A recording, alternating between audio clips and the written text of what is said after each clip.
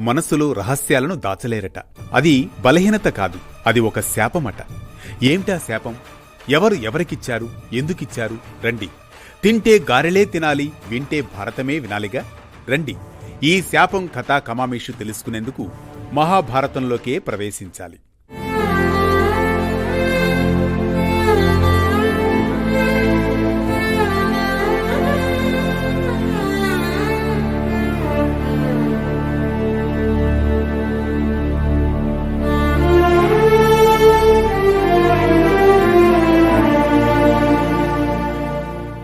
అనగనగా అది మహాభారతంలో కురుక్షేత్ర సంగ్రామం పరిసమాప్తమైన సమయం.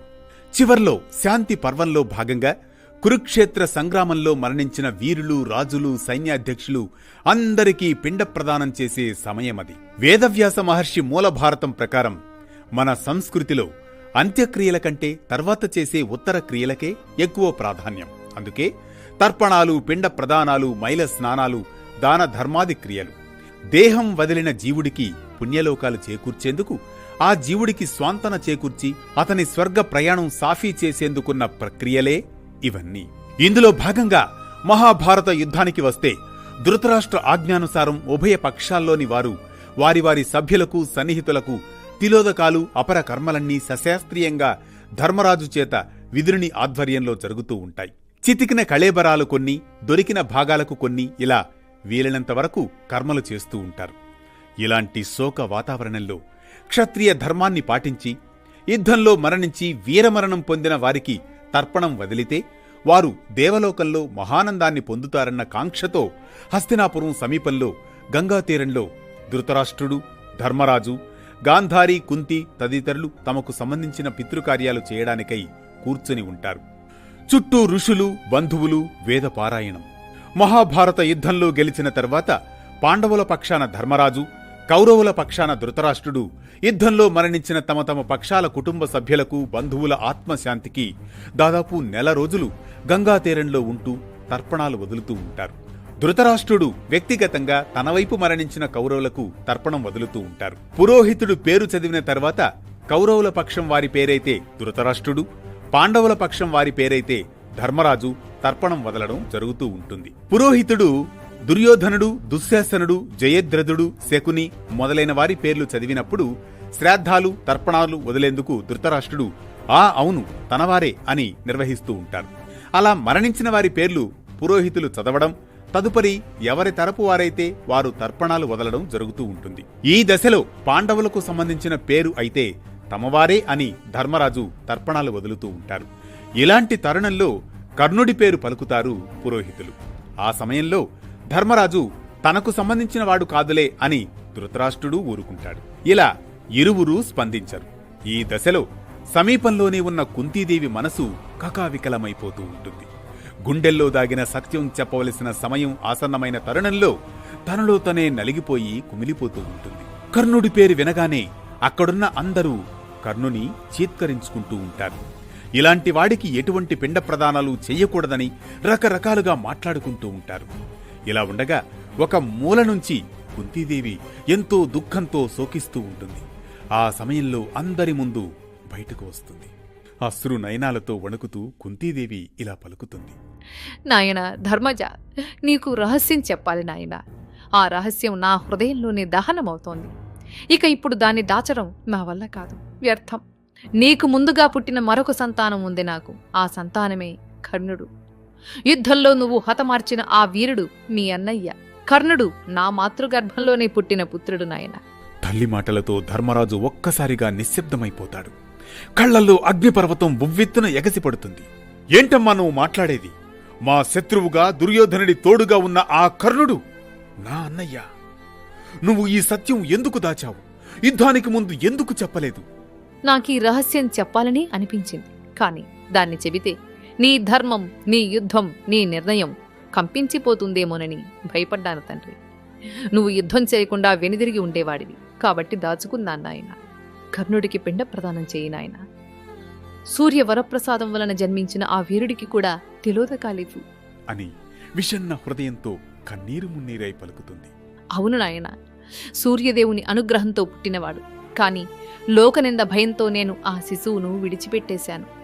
నీ శత్రువు కాదు, నీ సహోదరుడు. నా పొరపాటు వల్లే విధి ఆ వంశాన్ని ప్రకటింపనివ్వలేదు అని నదిలా కన్నీరు ప్రవహించే కళ్ళతో చెబుతుంది కుంతీదేవి. చిన్నారి నా తండ్రి, నీకు తల్లి నేనేరా,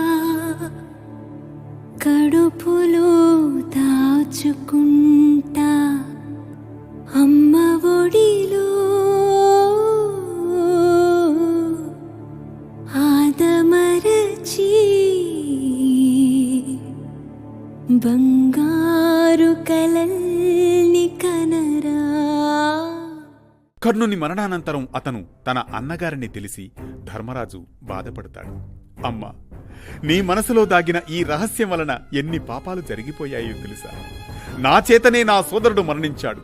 పాండవుల రక్తంలో భాగమైన అతడు శత్రువుగా నిలిచిపోయాడు. ఇది ఏ ధర్మం, ఏది మాతృకృత్యం? దీంతో కుంతీదేవి తల వంచుతుంది. నా మనసు కూడా ఈ భారాన్ని భరించలేక తలదించుకుంటోంది. ఒక స్త్రీగా, తల్లిగా నా జీవితం సిగ్గుతో నిండిపోయింది. కర్ణుడు నా సోదరుడేనన్న విషయం ముందే తెలుసుంటే ఇంత జననష్టం వాటిల్లేది కాదు అని దుఃఖిస్తూ వణుకుతున్న స్వరంతోనే గోత్రనామాదులు చెబుతూ కర్ణుడికి తిలోదకాలు అర్పించిన అనంతరం తన తల్లి దాచిన రహస్యంతో స్త్రీజాతిపైనే అసహించుకుంటాడు ధర్మరాజు. దీంతో తల్లి కుంతి ధర్మరాజును ఓదార్చడం ప్రారంభిస్తుంది.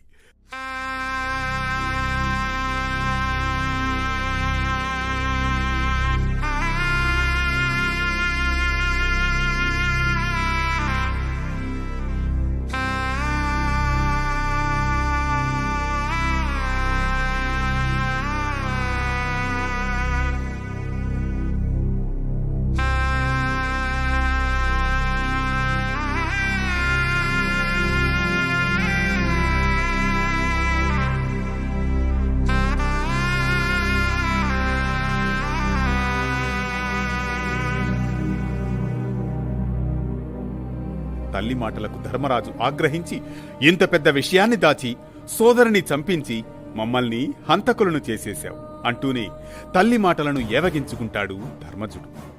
ఇకపై స్త్రీలందరూ రహస్యాన్ని దాచుకునే శక్తిని కోల్పోవుదురుగాక అంటూ, మీ స్త్రీ జాతి నోటిలో నువ్వు గింజనానినంతసేపు కూడా రహస్యం దాగరాదు, ఇదే నా శాపం అంటూ ప్రతిన పూనుతాడు. ఈ శాపమే కాలక్రమేణా ఆడవారి నోట్లో నువ్వు గింజ కూడా నానదు అనేది ఓ సామెతగా ఏర్పడిపోయింది. ఈ శాపం మహాభారతానికి చెందినది. ధర్మశ్రేష్ఠుడు అజాతశత్రువైన ధర్మరాజు ఆగ్రహంతో, దుఃఖంతో తన తల్లి కుంతీమాతను శపించడం జరుగుతుంది. తల్లిని శపించడం తప్పని ధర్మం తెలిసి స్త్రీజాతి మొత్తానికి ఈ శాపం తగిలేలా శపించడం జరుగుతుంది.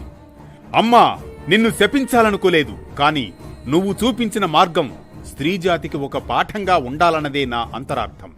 రహస్యాన్ని దాచడం ఎన్ని అనర్థాలు తెస్తుందో ఇదే ఉదాహరణ. అందుకే ఇది శాపంగా నిలవాలి. ఈ రోజు నుంచి ఏ స్త్రీ కూడా తన హృదయంలో ఏ విషయాన్ని దాచుకోలేదు. ఒకవేళ వారు ఆ రహస్యాన్ని దాచినా ఏదో ఒక రోజు అది తప్పక వెలుగులోకి వస్తుంది. ఇది నా శాపం, ధర్మం సాక్షిగా.